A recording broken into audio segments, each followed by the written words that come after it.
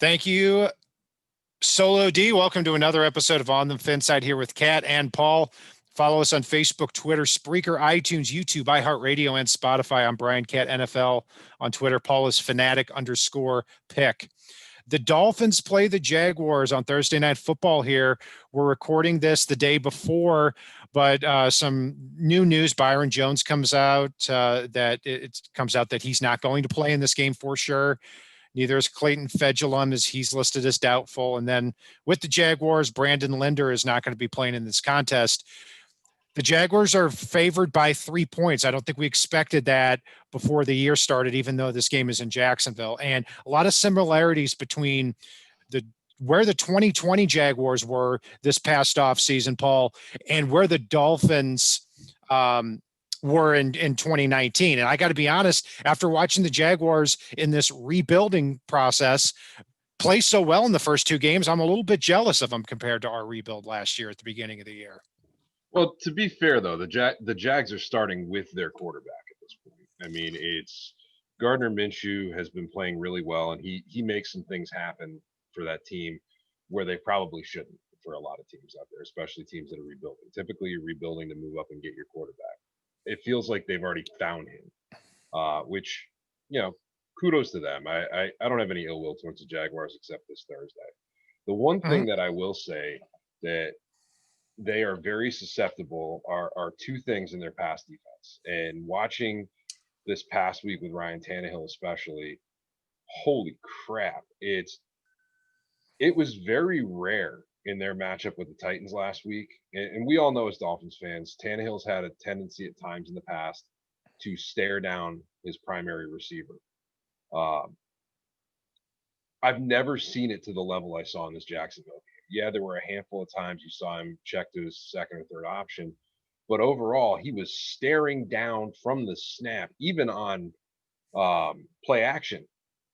He was staring down his primary receiver, and there would be no one around him until after he caught the ball. And the other thing I noticed as well, and this really plays well into Miami's hands, is the phrase that popped into my head watching the tape was Jacksonville don't jump. And in terms of that, any jump ball that I saw Tannehill throw this past week, you saw the receiver go up to get it, and the defender at most would hit the guy before the ball got there, but really wouldn't go up and contest the catch, which, Jesus, with Devontae, Preston Williams, Mike Gesicki, that's going to be a nightmare. I mean, at worst, even if the defense doesn't step up this week, this should be a high-scoring one by any stretch, barring something catastrophic.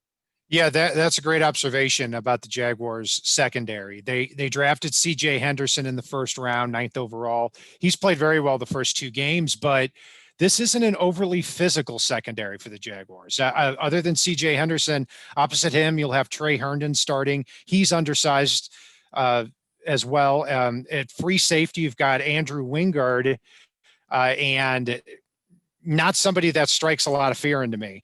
And then Josh Jones is somebody that they picked up off the street. So that's to me, and I'm glad you went right into that, because that's where the Dolphins need to take advantage early. I mean, look, say what you want about Ryan Fitzpatrick, but he went up against Buffalo and threw for over 320 yards, 2 touchdowns, should have been 3. And now Devontae Parker is going to play in this game, probably healthier than he's been all year. Preston Williams is going to be out to redeem himself, and Gesicki's coming off the game of his life. Yeah, and the thing that I keep thinking about too is you've got guys like Isaiah Ford and Jakeem Grant that have been doing well when called upon. And I hate to use that phrase, but it's well when called upon. They really haven't had their number called that much. But you look at when Fitzpatrick started going to them last week, that's when they started moving the ball in this one. Obviously Gesicki as well. But as far as the receivers go, and I just can't picture. I mean, Jesus, what's the blonde guy you just mentioned, Wingard? Andrew Wingard, yeah, they're free safety. He can't cover a slow receiver, let alone a speedster like Grant. I mean, if you can get that matchup, I want to see Miami exploit that all day, because we got used to seeing Miami play 15 yards off the ball a few years ago. He was 15 yards one direction or another, but nowhere near a receiver at any point in time. He made Bobby McCain look like an all-pro at safety. Yeah, after they traded Ronnie Harrison to the Browns for a fifth round pick, Wingard is the one that took over. And yeah, he certainly has that backup look for sure, and not a lot of speed in his game too. So that's certainly a matchup that the Dolphins need to exploit.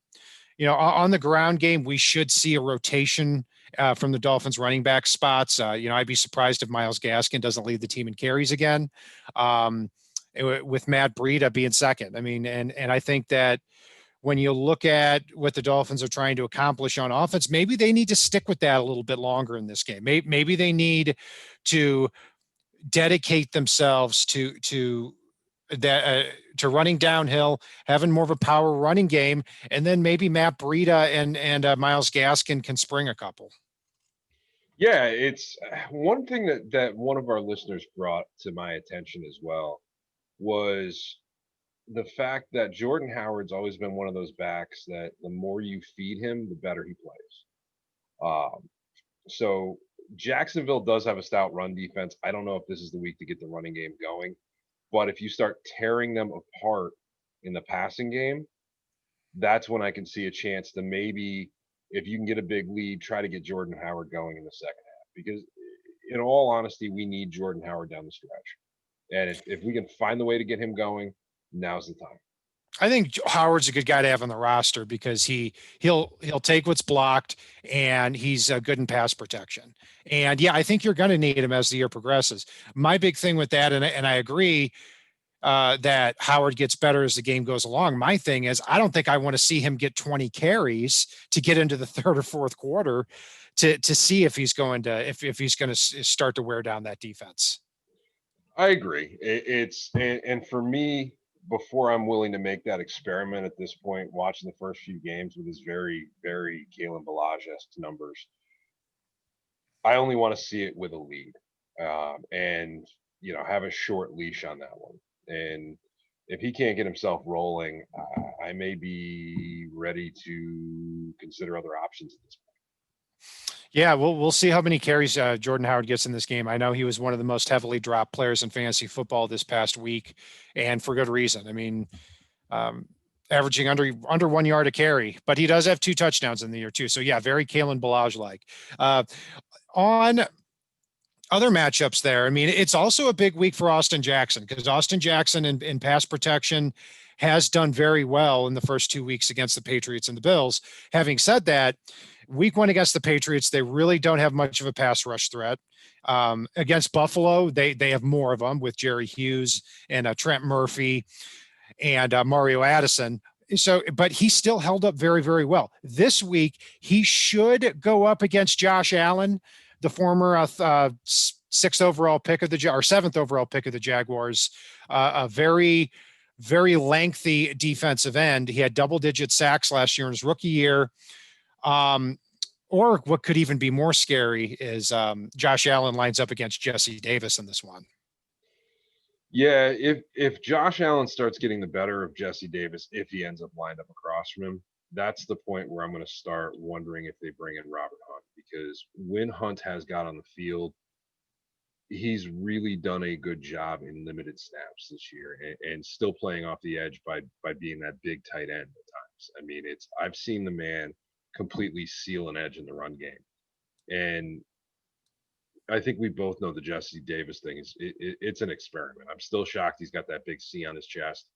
To me, it's more like he's got a target on his back than a C on his chest. And I think the time is coming for Robert Hunt to step into that role.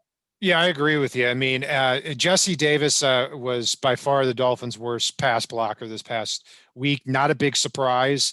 And if you come out in this game and the Jaguars line up Josh Allen against Jesse Davis and Allen tears him apart, I look at Hunt and I'm thinking, in a season like this, where at least right now you've got Fitzpatrick at quarterback who gets rid of the ball quickly, why wouldn't you just put Robert Hunt at right tackle? Have 3 rookies on the line. Right. Let him take his lumps now before he's got to protect to his blind side at some point. Yeah, so I think the Dolphins have a lot of very good matchups here on offense. The Jaguars also on offense. Gardner Minshew, what can you say about him? I mean, on the season, he's one of the talks of the season so far 49 for 65 throwing the ball, completing over 75% of his passes, 6 touchdowns, 2 interceptions, quarterback rating of 115. He does it just like in college. He doesn't stick out in one particular area, but that ball comes out quickly. It comes out accurately. He's got very good feet, and he is finding his receivers here in weeks 1 and 2.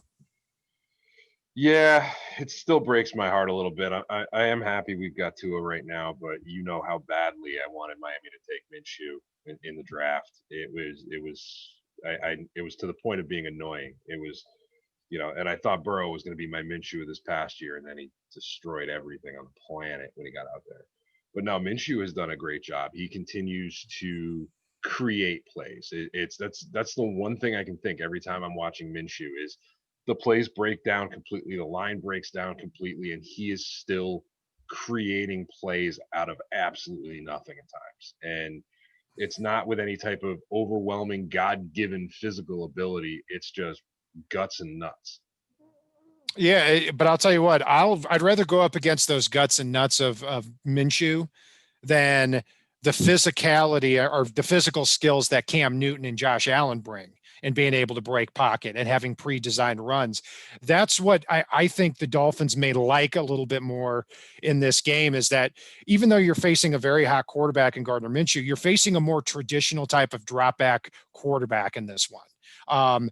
So the big matchup as well is Byron Jones is not going to play in this game. We officially got word of that here earlier today. Xavier Howard, you got to think that he's going to line up against DJ Chark, who had over 1,000 yards for the Jaguars last year. Only 109 yards after 2 games. Not terrible, not great, but I certainly don't want to see a situation again where you've got Noah Igbenogany out there in the island with a receiver that's clearly better than him at this point. Yeah, I'm with you on that, but I'm also a little torn. Laviska Shenault is physical as all get out, and that's where I think X can kind of really help this defense in this game, because it's, you put him against, say, if Tay Hayes gets out there. Tay Hayes, I think, would match up better against Chark than he would against Shenault. Yeah, and they should use Shenault at running back as well a little bit. They're using him to back up James Robinson too. James Robinson on the year, 32 carries, 164 yards, over 5 yards a carry, and this is the first undrafted free agent to start in week 1. I believe in NFL history. Someone can correct me on that, but I think I've got that right. So yeah, it's he's not somebody that terrifies me on the ground, but he has been very, very productive. So after 2 games, but yeah, I mean, other than Xavier Howard and Noah Igbenogany, need a bounce back game from Nick Needham, and that's really important, because we saw that he played above his ability down the stretch last year, but last week was pretty ugly. Not quite as ugly as Igbenogany, but it had some bad plays. Fell down on Isaiah McKenzie's 46-yard reception. In one drive, on a different drive, he let up 40 yards the first time he got out on the field. So Needham certainly needing a bounce back game. So it'll be fascinating to see where these defensive backs line up with the Jaguars receivers. Yeah, because I can see a realistic scenario, especially based on some comments from Flores already this week, where we see Igbenogany on the boundary, we see McCain maybe bump over into a nickel role, and we see Brandon Jones playing that deep role here with Eric Rowe at safety as well. And I think we may see Bobby's role get a little more hybridized this week as far as that goes. Yeah, I hope Jones has the range to cover that. I mean, I think his range is already going to be better than Bobby McCain's. And look, for all I said about McCain last week, I like Bobby McCain. I like him as a nickel cornerback, where he can use his instincts and his short area quickness. Putting him at free safety where he just can't get to the spot quick enough, I think is always a liability for this defense, especially with him as that last line of defense. So also too, one thing I'm going to be looking for this week, Paul, is obviously Shaq Lawson and Emmanuel Ogbah have gotten off to a very slow start. Slow start's an understatement. They've been terrible the first two games if you look at them. But this week, they go up against left tackle Cam Robinson and right tackle Juwan Taylor. Not the greatest in pass protection. They're not terrible. Taylor's definitely better than Robinson. But with a more traditional drop back passer in Gardner Minshew, with some shaky offensive tackles and pass protection, this is the week Lawson and Agba have to get back on their feet. They do. And what I will say with Minshew as well is Christian Wilkins, actually, Travis Wingfield put out a great video showing this, and it's something I talked about last week. But Christian Wilkins does a very good job and needs to continue to do so of pushing his man upfield before picking a side. Make the running back, make the quarterback pick a side. Drive your guy into him if you have to. But once you pick a side, Gardner Minshew, while he's not a Josh Allen, while he's not a Cam Newton, if that pocket breaks down, he will take off. And if you pick a lane and leave a big gaping hole in the middle, and you've got Baker covering Tyler Eifert, so there's a gap there. Minshew will take off and run with it and run intelligently, and he's a little more nimble than people give him credit for. So they've got to keep the lane discipline up the middle, push that pocket back, and just let Agba and Lawson and hopefully frickin' Strobridge, who shouldn't be inactive, tee off a little bit. With Eifert, if he can stay healthy, that's a major steal for them at tight end. I wonder if he's going to be covered by Baker, if he's going to be covered by Eric Rowe, or a combination of the two. Because, at strong safety with Rowe cheating up a lot, he might go up against Laviska Shenault a lot. He might go up against Tyler Eifert. If he goes up against Shenault, then I think you can have Jerome Baker kind of spy in the middle of that defense trying to cut off passing lanes. And I think they're going to have more opportunities to do that this week, because you're going to, again, Minshew can certainly, he can beat you with his feet just like Fitzpatrick can beat you with his feet. But Josh Allen and Cam Newton can beat you in a completely different way. They can legitimately tuck the ball down and go 20, 25 yards or truck people, as we saw the last couple of weeks. So I don't see that with Minshew, but he's still been a very, very accurate passer here this year. So, Paul, anything else you want to add here about this matchup that you're looking for that sticks out? I actually want to touch on that pass rush a little bit more, because another thing Flores said did stick out, which is because of the lack of pressure they've been getting off the edge.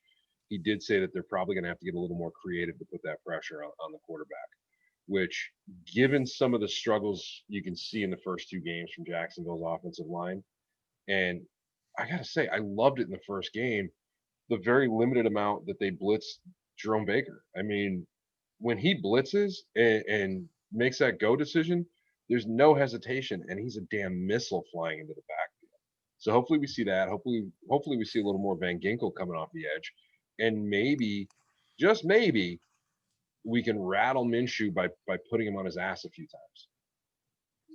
Yeah, it's different this week because the front seven is not going to have to stay and contain as long as they did before. And because of that, I do expect the Dolphins to send more pressure to the quarterback, whether Agba or Lawson are playing well that game or not. So, yeah, that's kind of why with the defense, I've taken a deep breath. Even though they've played very badly the first two games, I want to see what happens now that they face a little more traditional style of offense. So those are going to be the things that we're looking out for here in the Jaguars-Dolphins matchup here. Paul, what is your prediction here?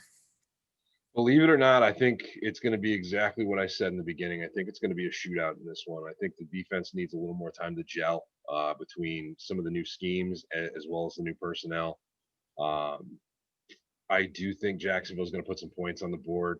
I think Jacksonville's going to throw up 28 points in this one, but I think Miami's going to top it with 35. So I'm going to go 35-28 Miami. And we talked to Sports Grind on James Johnson. We're going to put that link up as well here for that Jaguars preview. He predicted 35-28 Jaguars. So he's in agreement with you on the shootout. And yeah, I'm also going to say that this is going to be a tight game. I've been going back and forth all week. I think the Dolphins come away with this for a different reason. Is there's a little bit more desperation, I think, out of the Dolphins this week, starting out 0-2 as opposed to the Jaguars at 1-1. I think the matchups favor them big time, especially in the Dolphins' offensive passing game. Um, but their backs are against the wall here. I mean, I call this a must-win game early in the year because if you don't win this one, Paul, you look at the next 2 weeks. They've got Seattle next week. That's probably a loss. And then the week after that, you play at San Francisco. I know they've had a bunch of injuries to Nick Bosa and Raheem Mostert and Solomon Thomas, but you're probably looking at a loss there too. You get to 0-5, this season starts to spiral badly out of control. And what I'll tell you is I feel like, and I don't know which of the two, I think winning this game is going to get the monkey off the Dolphins' back a little bit. I think they split the next 2 weeks. More likely they win the San Francisco one, given the catastrophic injuries that they've suffered. But you never know. You never know. The Seattle, when Miami plays Seattle, it's typically a little more of a slugfest than people expect, even when Miami's bad. And so don't write them off yet. Russell Wilson every now and then has a 4 interception stinker of a half, and that can make a big difference in the game. So we'll see. I mean, we definitely got to get the run defense figured out. We've definitely got to get the who's, where, when, why, and how in the secondary figured out, and get the pass rush figured out. But at the same time, Miami can use this as a confidence builder on offense while continuing to build on defense in this game. And really, if they come away from that stretch after starting out 0-2 at 2-3, I'll take it if they go 2-1 the next 3 games. I'm a little confused about your 4 interception comment, but because he had 5 interceptions all last year, but been a couple years, but he's done it. Yeah, well, I think I'll say this. I think the Seahawks play have 1 or 2 games every year on the road that they end up losing that they shouldn't lose. And so I could see that being a possibility. But I'm not. I'll tell you this: I don't see any way I'm picking the Dolphins to beat the Seahawks next week. And if they lose to the Jaguars, I'm certainly not picking them next week either. So this year, I've always said that you need to at least be 2-3 after the first 5 games of the year, because after that, that's when your schedule starts to loosen up more. After the 49ers game in week 6, you've got at Denver, then you've got the Chargers and Rams at home, at Arizona, which is looking like a tougher game, the Jets, bye week, Jets again, and then the Bengals at home. So in that stretch of 7 games, if you can be 2-3, maybe you can string together some wins here, and be 5-2 in that stretch of 7 games, and be 6-6, 7-5 heading into the last 4 games. But before that happens, the Dolphins definitely need to win one right here. A very winnable game against the Jaguars. Jaguars are favored by 3. I'm going to say the Dolphins win this one 27-24. And that's going to do it for our breakdown of the Dolphins-Jaguars matchup. As we head into Thursday Night Football, we are going to have a post game on that, hopefully the night of the Jaguars-Dolphins game tomorrow. So be sure to join us on that. I'm Brian Cat, NFL. Paul is Fanatic_pick. Be sure to follow us on Twitter. Smash that like button. Follow us also on Facebook, Twitter, Spreaker, iTunes, YouTube, iHeartRadio, and Spotify. Let us know what questions you have. Thank you very much for the comments every week. We're doing our best to get to them as quickly as we can. And if it is not on the left side and it's not on the right side, it is on the fin side. Sola D, take us home.